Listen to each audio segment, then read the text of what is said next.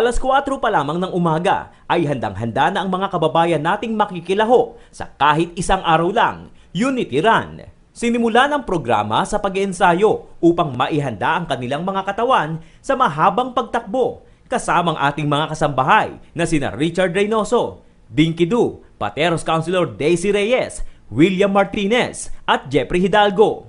Pasado alas 5 ng umaga nang sinimula na ang takbuhan para sa 10-kilometer race. Sinunda naman ito ng 5-kilometer run at 3-kilometer race.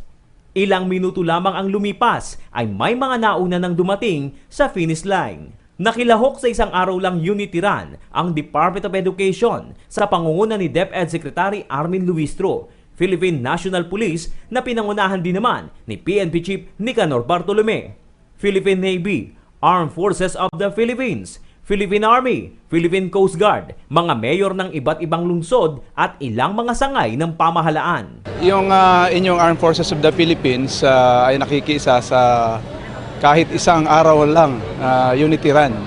No? Meron tayong mga participants from different units ng ating Armed Forces. Binubuo ng contingent from the Army, Air Force, Navy, at ang ating mga reservist at ROTC cadets. Ito para sa mga kabataan natin, para sa mga nais na bigyan ng pagkakataon makapag-aral, yung mga scholars natin. Kaya nga kahit isang araw lang, kailangan tumakbo tayo. Pagdating ng alas 7 ng umaga, ay nagtipon-tipon na ang libo-libong mga participant para sa highlight ng event na sabayang pagtakbo.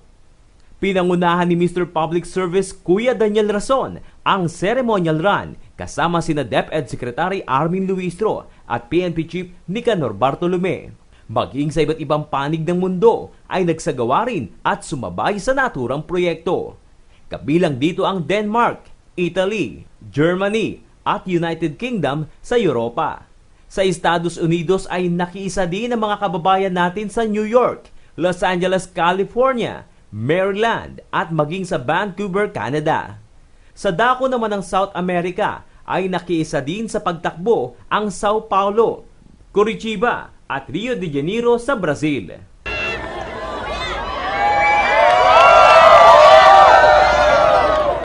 Pinag-uusapan namin noon pa kung paano yung makakatulong doon sa mga pangangailangan ng shortage sa iba't ibang larangan, hindi lang education, health education, at yung iba pang aspeto. No?